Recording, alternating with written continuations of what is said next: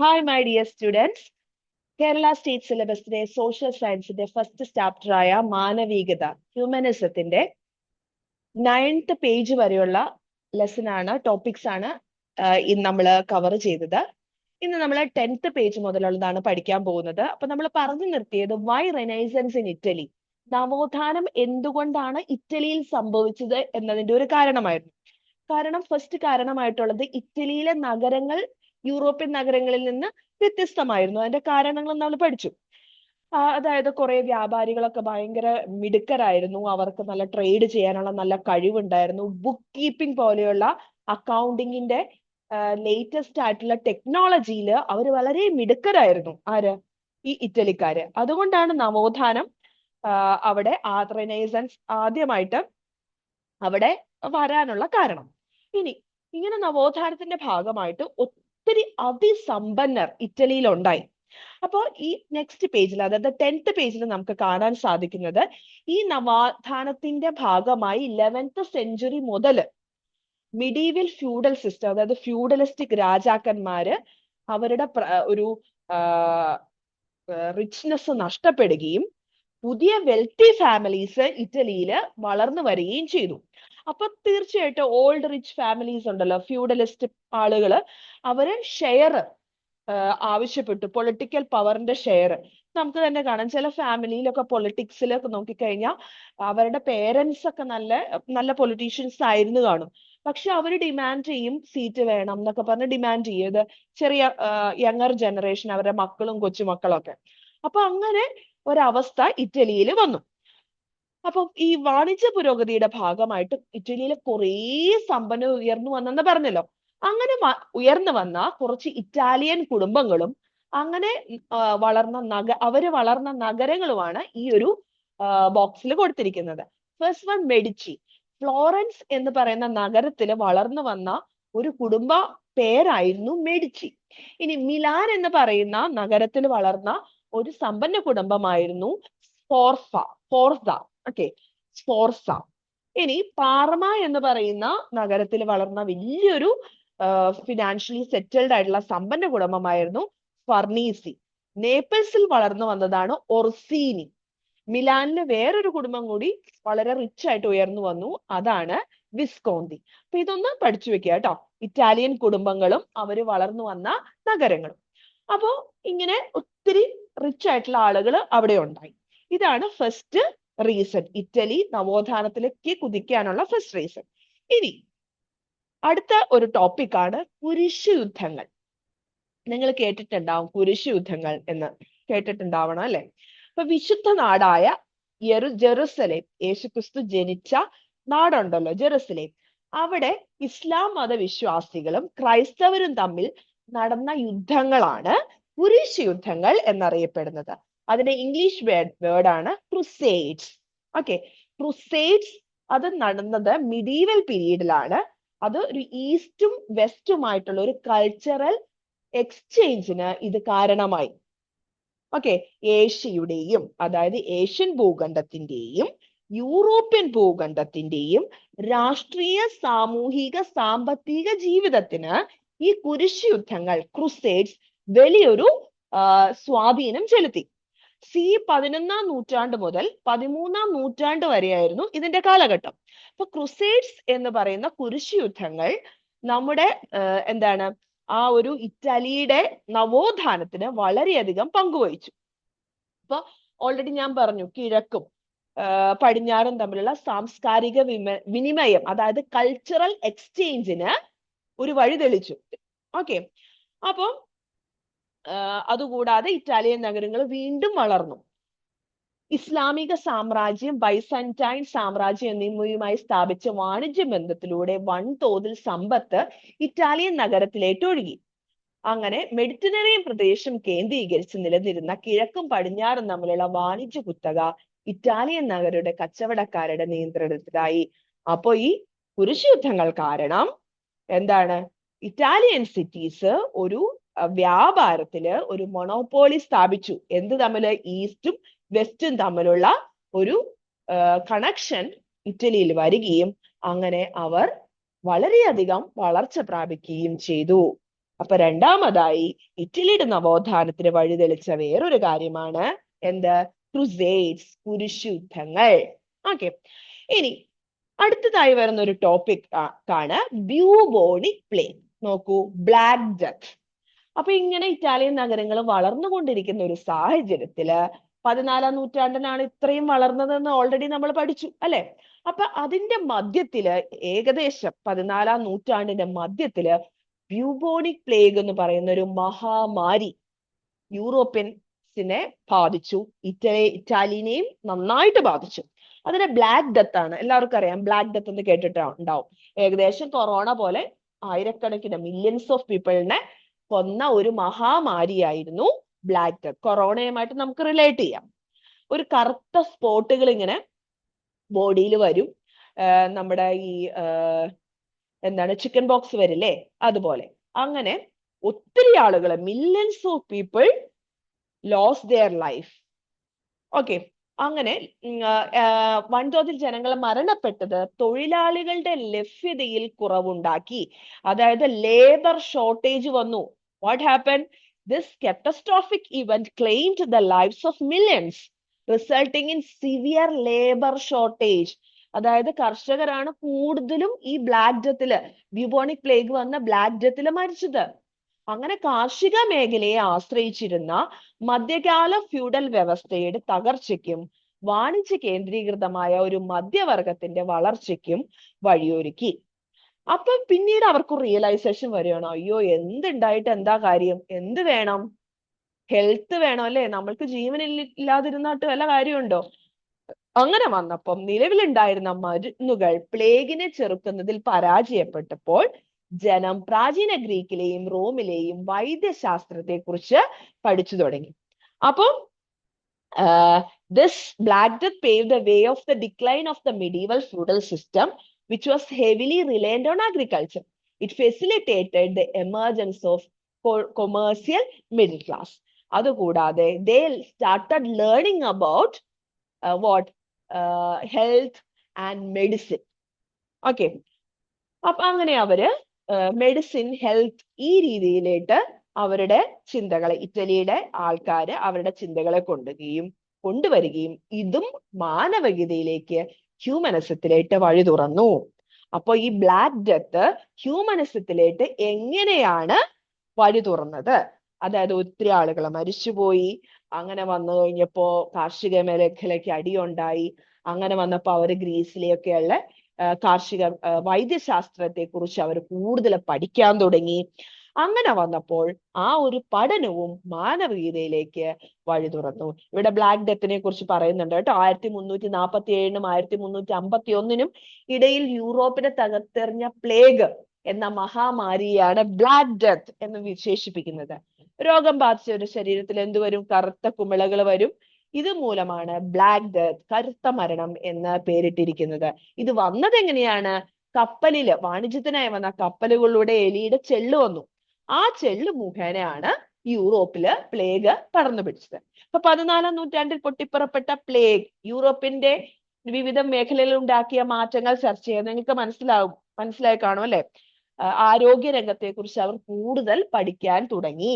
Okay, ഇനി നഗരങ്ങളിലെ സമ്പത്ത്, രാഷ്ട്രീയ സ്വാതന്ത്ര്യം, സാമൂഹിക ഐക്യം തുടങ്ങിയവ ജനങ്ങളിൽ പൗരബോധവും ആത്മാഭിമാനവും വളർത്തി. അപ്പോ എന്താണ്, ഇതുകൂടാതെ കുറെ സമ്പത്തും രാഷ്ട്രീയ സ്വാതന്ത്ര്യവും സാമൂഹിക ഐക്യവും ഒക്കെ ജനങ്ങളിൽ പൗരബോധം വളർത്തി.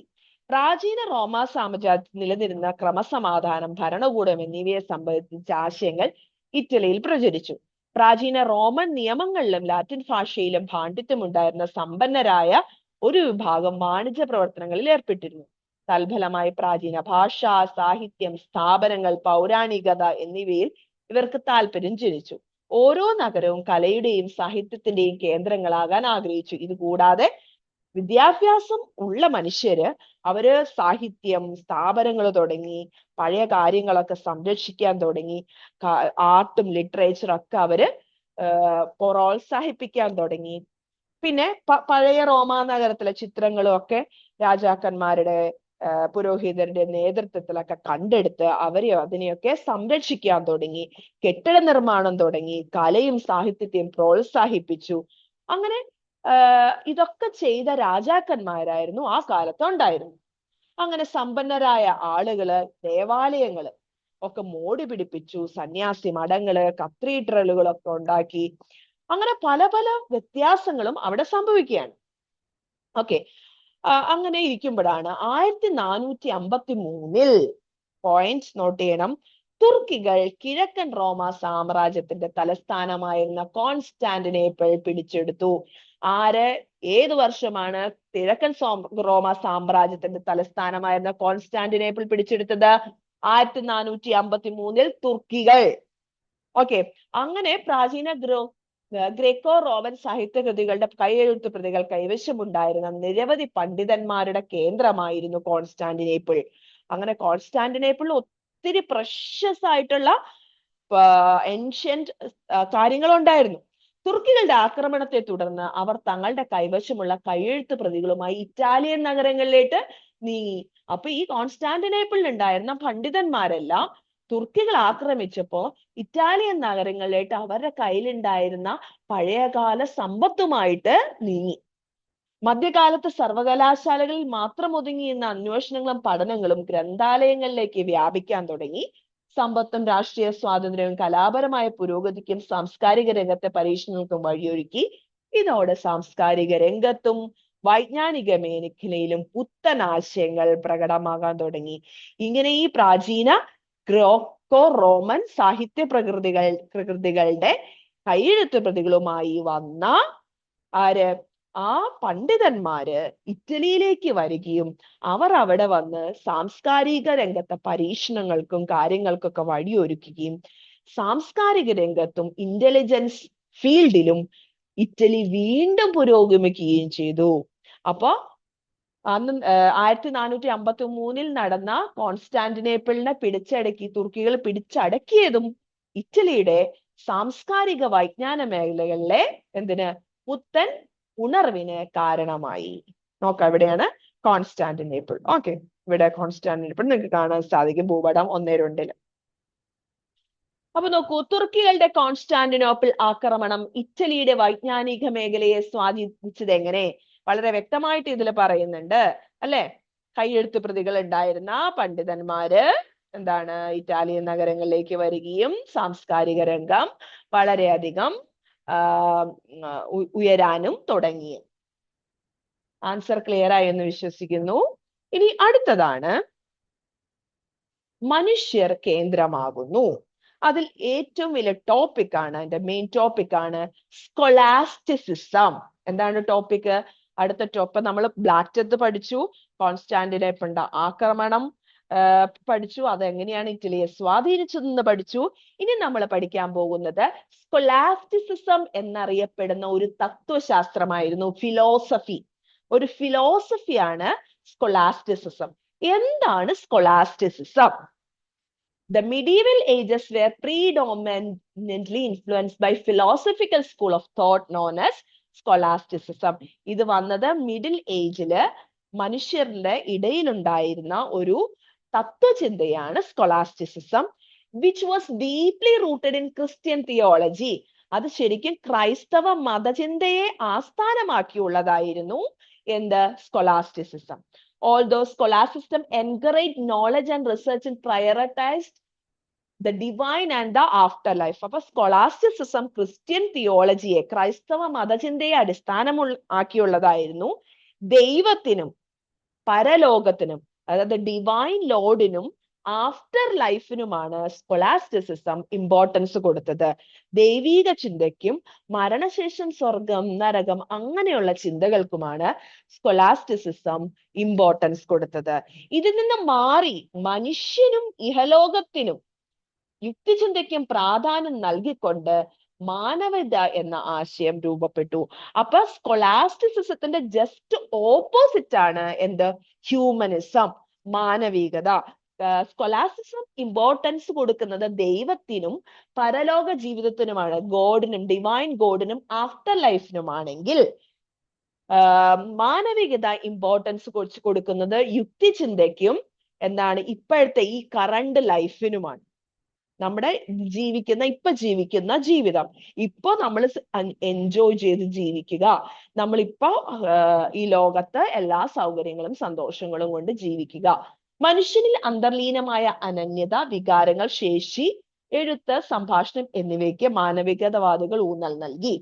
ദൈവകേന്ദ്രീകൃതമായ കാഴ്ചപ്പാടിൽ നിന്നും മനുഷ്യ കേന്ദ്രീകൃതമായ, അതായത് ഗോഡ് ഒരു തിയോളജിയിൽ നിന്നും ഹ്യൂമൻ തിയോളജിയിലേട്ടുള്ള, ഹ്യൂമൻ ലൈഫിലേട്ടുള്ള ഒരു പരിവർത്തനമായിരുന്നു, ഒരു ചേഞ്ച് ആയിരുന്നു ഇതിന്റെ അടിസ്ഥാനം. ഓക്കെ, അങ്ങനെ എന്താണ് പറയാ, മാനവികതയ്ക്ക് വളരെയധികം സ്ഥാനം ഇറ്റലിയിൽ 14ാം സെഞ്ചുറിയിൽ ലഭിച്ചു. സ്കൊളാസ്റ്റിസിസത്തിൽ നിന്ന് എന്താണ് ഹ്യൂമനിസത്തിലേക്ക് മാറി. ഇനി ഇവിടെ അരിസ്റ്റോട്ടലിനെ കാണിച്ചിട്ടുണ്ട്. അദ്ദേഹം ആരാണ്? പ്രാചീന ഗ്രീസിൽ ജീവിച്ചിരുന്ന ഒരു ചിന്തകനായിരുന്നു അദ്ദേഹം. ഓക്കെ, അദ്ദേഹം 12-13 നൂറ്റാണ്ടുകളിൽ കുറെ കൃതികള് ഒക്കെ ലത്തീനിലും പ്രാദേശിക ഭാഷകളിലൊക്കെ വിവർത്തനം ചെയ്തു. പിന്നെ സത്യാന്വേഷണത്തിന് നൽകിയ ഒരു പ്രാധാന്യം വളരെയധികമാണ് അദ്ദേഹത്തിന്റെ. അരിസ്റ്റോട്ടൽ വലിയൊരു ഫിലോസഫിസ്റ്റ് ആണ്, അല്ലെ? ഫിലോസഫിക്കൽ പേഴ്സൺ ആണ് അരിസ്റ്റോട്ടൽ. ഓക്കെ, അപ്പൊ ഈ പ്രാചീന ഗ്രേക്കോ റോമൻ ഗ്രന്ഥങ്ങൾ ജനങ്ങളിൽ വർദ്ധിച്ച താല്പര്യത്തോടെ ആളുകളൊക്കെ വായിച്ചു. അങ്ങനെ അരിസ്റ്റോട്ടലിന്റെ ആശയങ്ങൾ അറബികൾ യൂറോപ്പിൽ പ്രചരിപ്പിച്ചു. അറബ് പീപ്പിൾ ആണ് അരിസ്റ്റോട്ടലിന്റെ ആശയങ്ങളൊക്കെ ഇവിടെ പ്രചരിപ്പിച്ചത്. ഓക്കെ, മാനവികതാവാദികൾ പ്രാദേശിക ഭാഷകളിൽ കൃതികൾ രചിക്കുകയും ഗ്രേക്കോ റോമൻ ശൈലിയിൽ ചിത്രങ്ങൾ വരയ്ക്കുകയും ശില്പങ്ങൾ നിർമ്മിക്കുകയും ചെയ്തു. അങ്ങനെ ഈ മാനവികതാവാദികളുണ്ടല്ലോ, ഹ്യൂമനിസ്റ്റുകാര് കുറേ ശില്പങ്ങൾ നിർമ്മിച്ചു, കൃതികളൊക്കെ രചിച്ചു, ബുക്സ് ഒക്കെ ദേ ക്രിയേറ്റഡ് ബുക്സ്. അങ്ങനെ അവർക്ക് പ്രധാന പ്രചോദനം പ്രാചീന ഗ്രേക്കോ റോമൻ സംസ്കാരങ്ങളായിരുന്നുവെങ്കിലും അവരുടെ കാഴ്ചപ്പാട് വ്യത്യസ്തമായിരുന്നു. ഗ്രേക്കോ റോമൻ കല ദൈവത്തെയും സമ്പന്നരെയും ശക്തരെയുമാണ് ചിത്രീകരിച്ചിരുന്നത്. രൂപങ്ങൾ പൂർണ്ണ സൗന്ദര്യത്തോടെ ആവിഷ്കരിക്കാനാണ് അവർ ശ്രമിച്ചത്.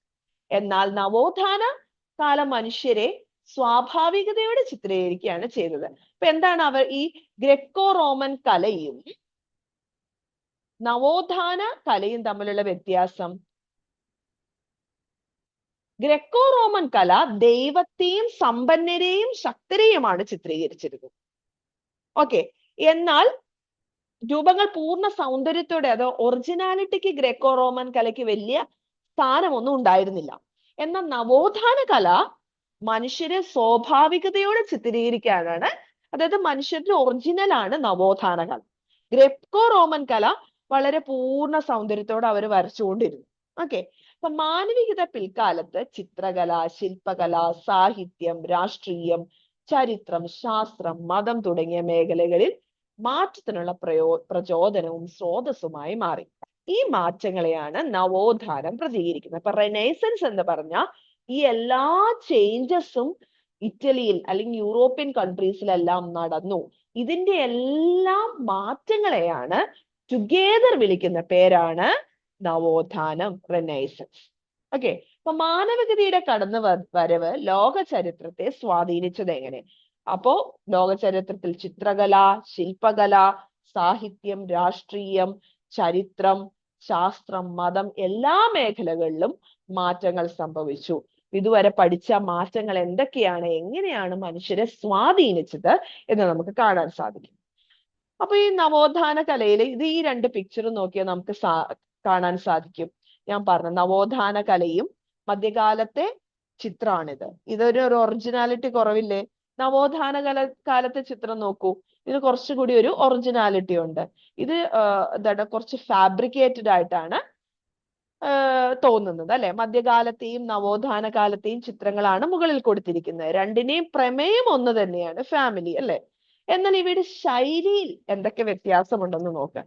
ഇതിന്റെ വരച്ചിരിക്കുന്ന ആ ഒരു ഷേപ്പും ഒക്കെ ഡിഫറെന്റ് ആണ്. ഇത് കുറച്ചും കൂടി നവോത്ഥാന കാലത്തെ ചിത്രത്തിന് കുറച്ചുകൂടി ഒറിജിനാലിറ്റി ഉണ്ട്. മനുഷ്യരുടെ ഏകദേശം ഒരു ഫേസ് ഒക്കെയാണ് ഈ നവോത്ഥാന കാലത്തിൽ കാണുന്നത്.